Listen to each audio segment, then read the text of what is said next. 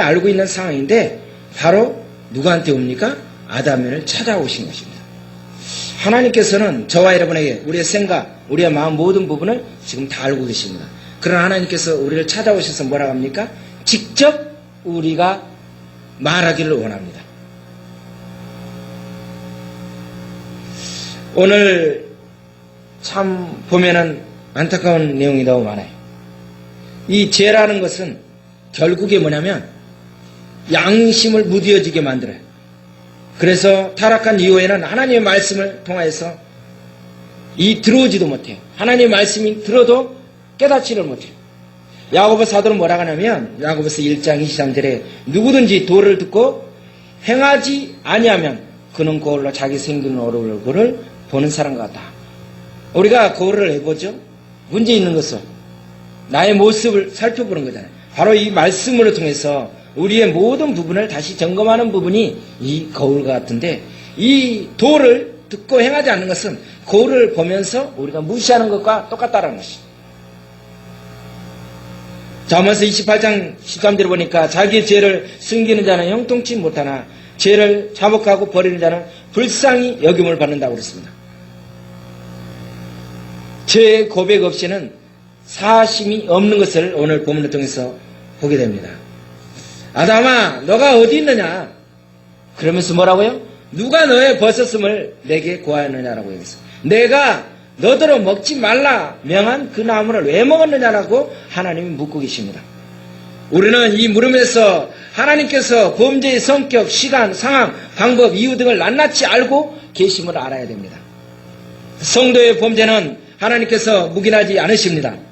하나님의 사람은요, 땅에 범죄를 쌓아둘 수가 없기 때문입니다.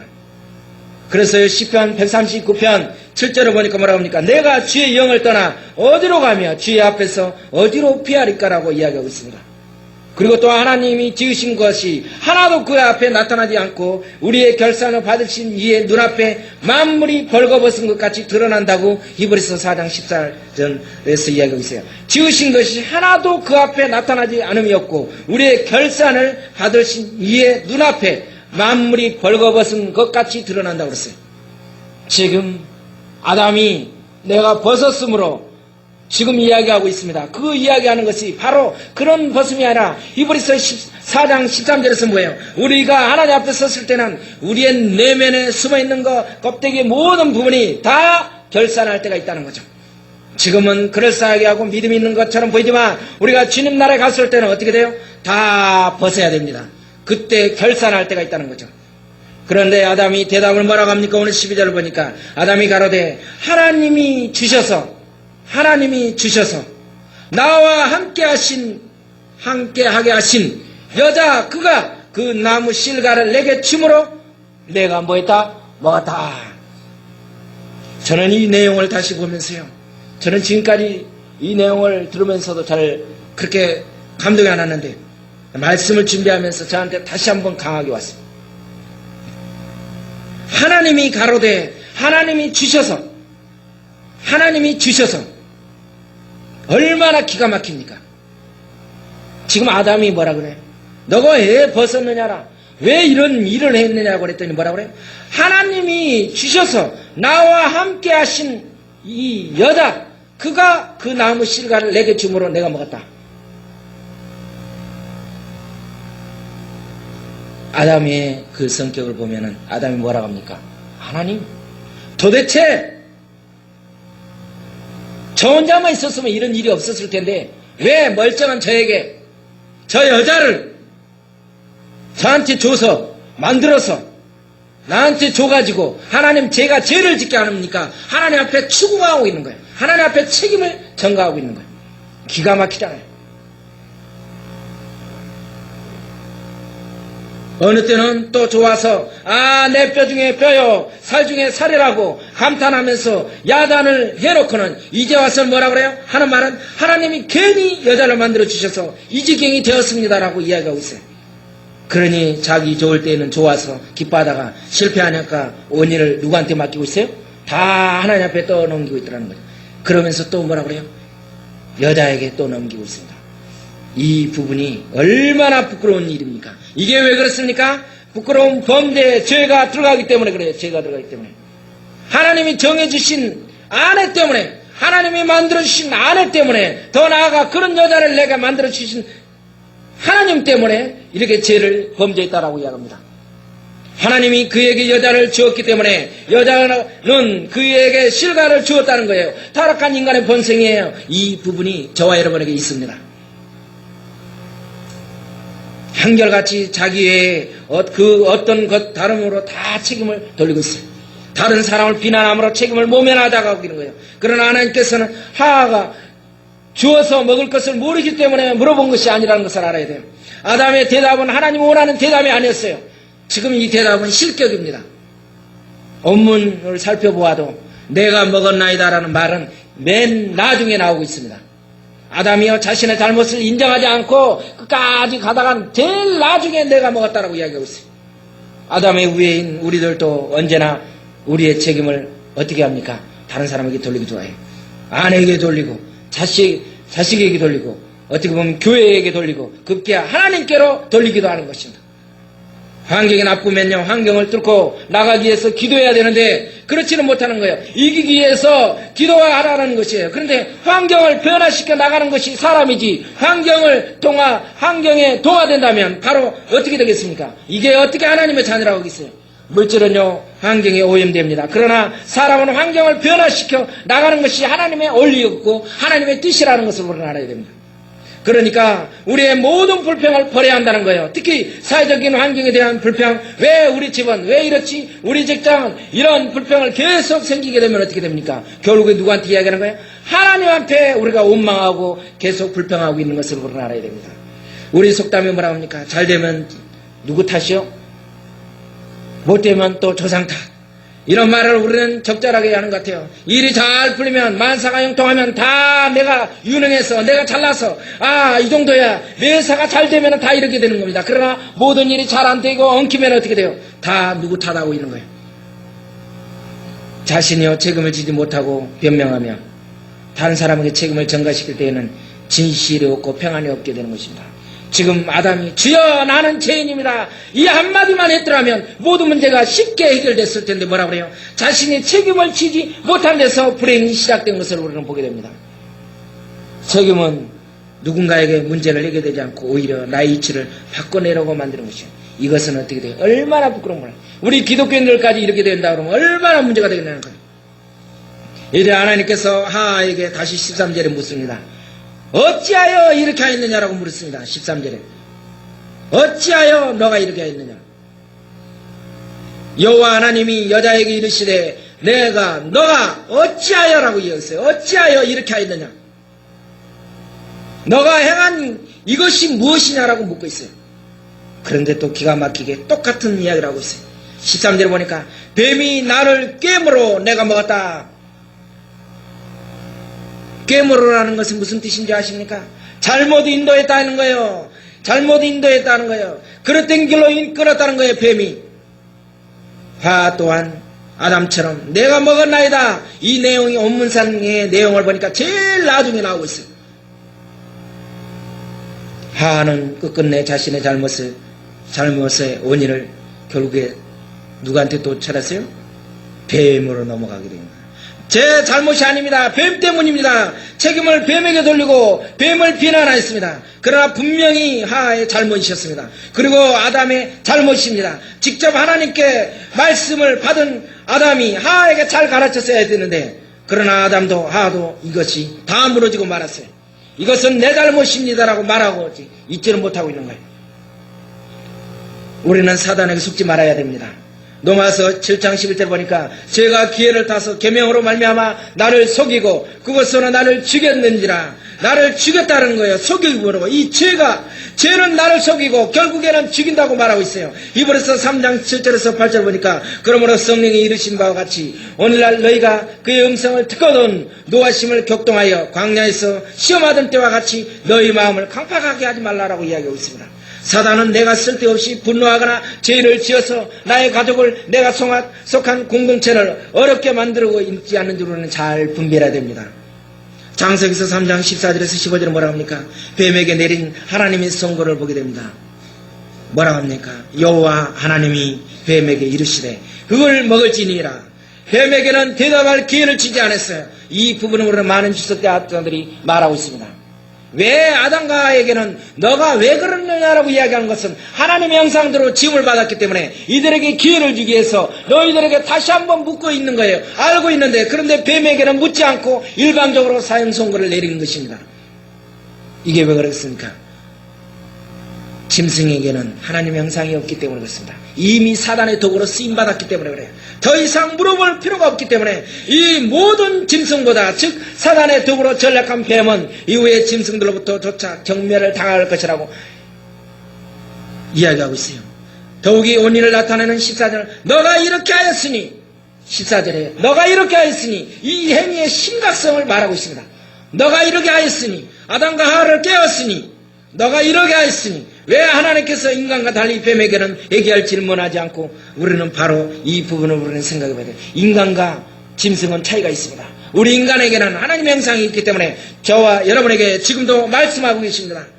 인간은 뱀과 달리 하나님의 형상에 반영된 존재이기 때문입니다. 사단과 그 하수인 이미 완전한 타락한 이 뱀에게는 더 이상 하나님의 그 가치성이 없기 때문에 바로 선포가 된 것입니다. 하나님께서 모든 동물에게 복을 주어 생육하고 번성하라고 축복해 주셨습니다. 창세기서 1장 22절에서 그랬죠. 그러나 뱀에게 저주하였어요. 이유는 사단의 도구로 이용되었기 때문에 그래요.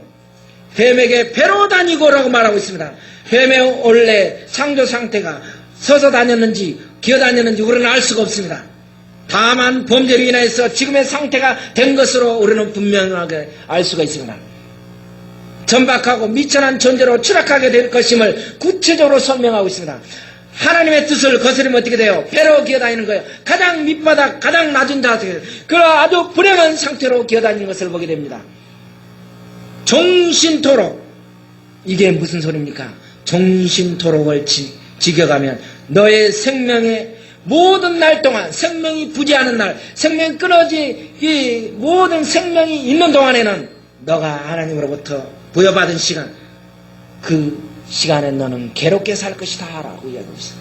흙을 먹을지니라. 실제로 문자적인 뜻보다는 흙을 핥으니라고 우리는 생각해야 될 것입니다. 우리는 이 성경에서 많은 사람들이 꼭 따집니다. 어떻게 뱀이 말할 수 있느냐, 어떻게 배로 기어다니냐, 서서 다니느냐, 이거에 대해서 우리가 너무 그 문자적으로 너무 이상한 쪽으로 상징적인 것으로 우리의 의미를 봐야 되는데, 이상하게 보게 되면 심각한 상태에 오게 됩니다. 오늘날 뱀은 흙을 먹지 않고 흙속에 있는 작은 생물을 먹는다고 합니다. 흙을 먹는다는 말은 그 짐승이 저주를 받아 극히 낮아질 것을 가르치고 있다고 많은 주석학자들이 그렇게 이야기하고 있습니다. 그런데 오늘 15절에 온시복음을 이야기합니다. 내가 너로 여자와 온수가 되게 하고 너의 후손도 여자의 후손과 온수가 되게 하리니 여자의 후손은 내 머리를 상하게 할 것이고 너는 그의 발꿈치를 상하게 할 것이라. 하나님의 저주의 말씀이 계속됩니다. 우리는 이 말씀에서 다음 몇 가지 사실을 살펴봐야 됩니다. 사람과 마귀가 서로 온수가 된다는 거예요. 사람과 마귀가. 여자의 후손이란 말은 그리스도의 동정녀 탄생을 예언하는 점을 말하고 있어요. 모든 인류가 남자의 씨로 태어난 남자의 후손이지만 그리스도만은 남자의 씨가 아니라 성령의 잉태, 바로 동정녀로 통해서 잉태되는 것이 우리는 알게 됩니다. 그래서 사도 바울은 갈라디아서 4장 4절에 때가 참에 하나님이 그 아들을 보내사 여자에게 나게 하시고 이렇게 이야기하고 있는 것을 보게 됩니다. 너의 머리를 상하게 할 것이라고 말하는 궁극적인 승리를 뜻하는 것입니다. 이 뱀과 여자는 타락하기 전에는 서로 친밀하게 정답게 지냈을 것입니다. 그러나 순식간에 서로 온수가 되었어요. 우리는 여기서 한 가지 교훈을 얻을 수 있는데, 그것은 죄로 맺어든 우정은 반드시 온수로서 끝을 먹게 된다는 거예요. 악으로 서로 단합한 사람은 결코 오래 갈 수가 없다는 거예요. 우리는 알아야 됩니다. 믿음으로 연결이 돼야죠. 믿음으로 연결이 돼야 돼요. 하나님의 사람들은 믿음으로 연결이 돼야 돼요.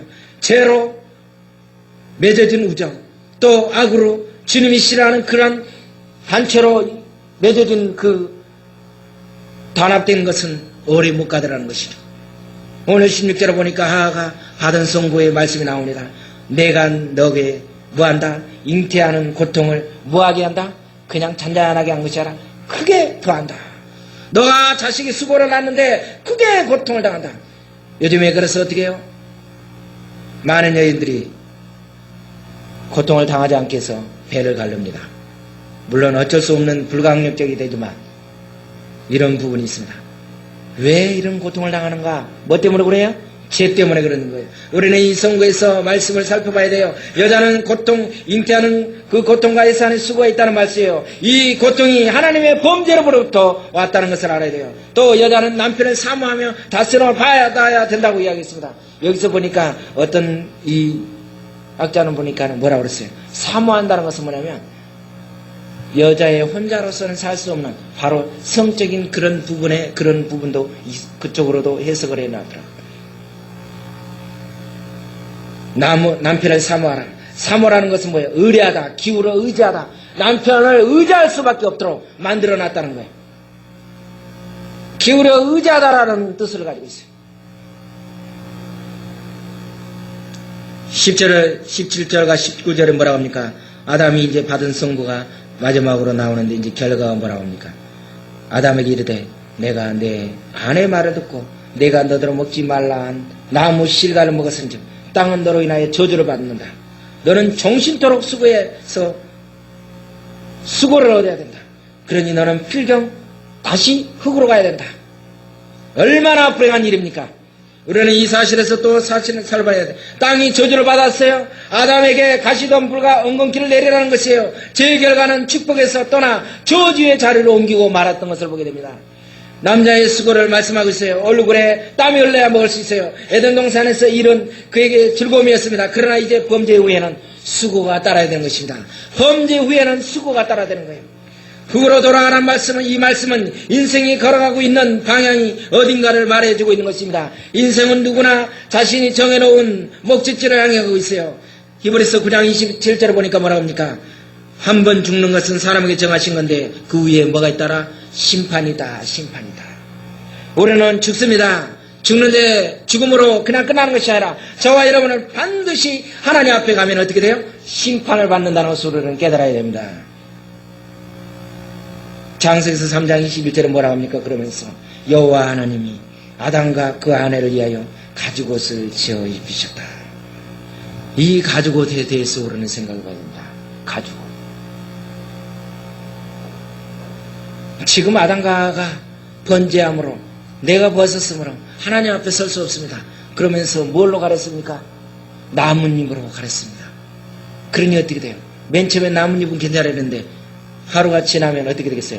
다 말라서 부끄러운 부분이 완전하죠. 불완전한 거예요. 이게 제 모습, 우리 인간의 모습으로 나의 허물, 나의 노력으로 뭔가를 가려보려고 하면 할 수가 없는 부분이에요. 그때 어떻게 돼요? 하나님께서 짐승 한 마리를 잡아서 제물로 삼으시고 바로 가죽옷을 지어주신 사건을 우리는 살펴볼 수가 있습니다.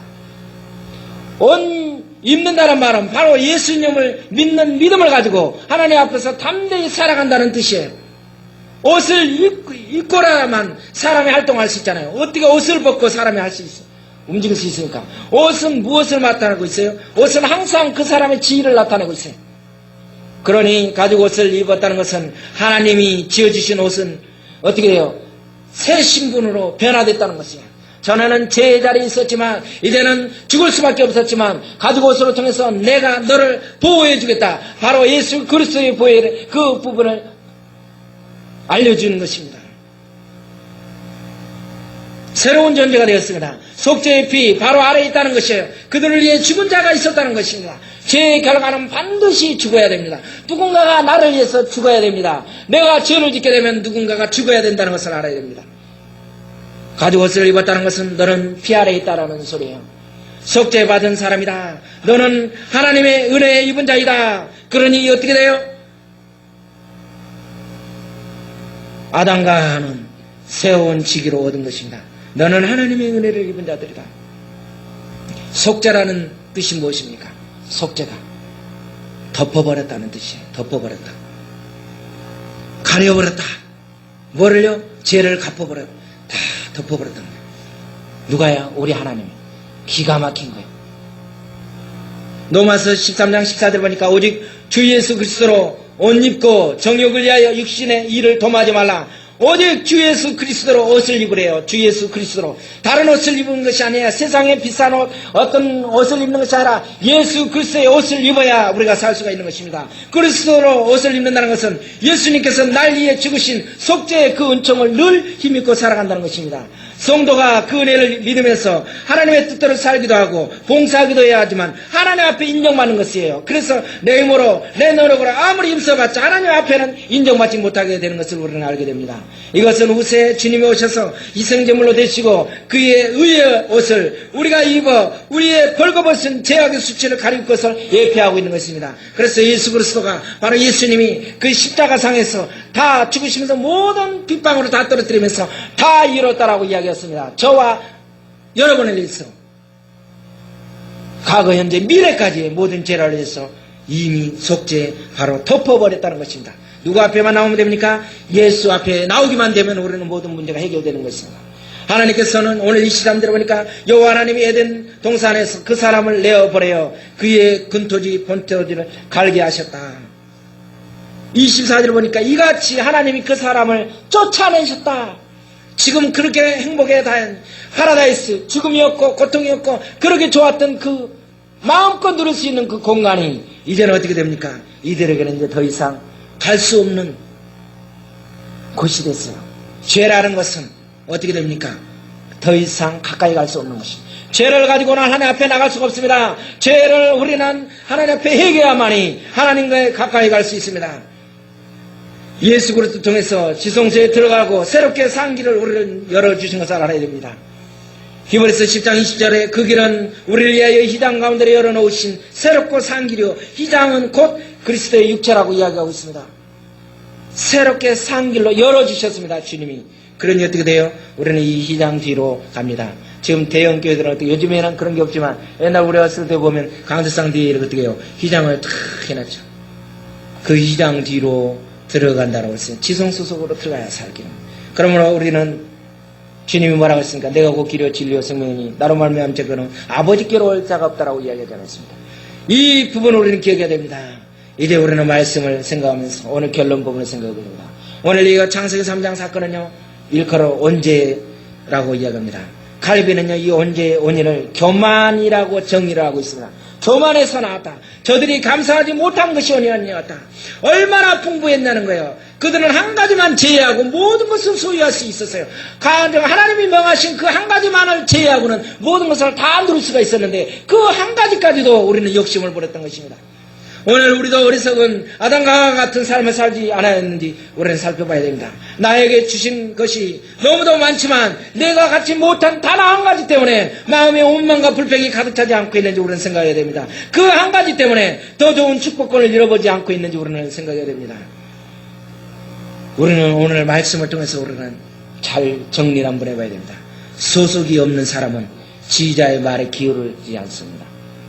내가 하나님께 속하지 않으면 하나님께서 아무리 이래라 저래라 말씀하셔서 그 말씀은 나에게 어떤 권위도 없게 된다는 것입니다. 그 지혜의 영역이 나에게 미치지 않을 것이랍니다. 그러나 내가 하나님께 속해 있다면 하나님께 소속이 되어 있다면 그분의 말씀이 어떻게 우리는 순종할 수밖에 없는 거죠. 하나님의 능력 아래 속한 자는 하나님의 말씀에 순종하게 되어 있다는 거예요. 하나님의 수하에 있기 때문이에요. 그 말씀이 요한복음 8장 47절에서 이야기하고 있습니다. 하나님께 속한 자는 하나님의 말씀을 듣나니 너희가 듣지 아니하면 하나님께 속하지 아니하였다라고 이야기하고 있습니다. 아담과 하와가 어떻게 돼요? 하나님께 속하지 않았기 때문에 교만 때문에 자기들이 나름대로 다 그 사단에게 넘어가서 게임에 넘어가서 속하게 된 것입니다. 우리는 하나님의 말씀을 들어도 어떻게 돼요? 그 하나님의 지휘권에 따라가지 않습니다. 하나님의 소속이 들어가지 않습니다. 그러니 어떻게 돼요? 하나님에 속하지 않았기 때문에 하나님의 말씀을 들어도 그게 나의 말씀으로 되는 것이 아니라 하나님의 말씀을 듣는 것이 아니라 내 생각대로 내 마음대로 가게 된다는 것입니다. 너희가 듣지 아니하면 하나님께 속하지 아니했다라고 이야기하고 있습니다. 얼마나 무서운 말입니까? 우리 하나님의 말씀을 아무리 듣고 많이 알아도 그것이 문제가 아니라 너희가 하나님께 속한 자는 하나님의 말씀을 듣나니라고 그랬어요. 너희가 듣지 아니하면 하나님께 속하지 아니했다라고 계속 이야기하는 이 부분이 왜 우리에게 이렇게 이야기하고 있는가?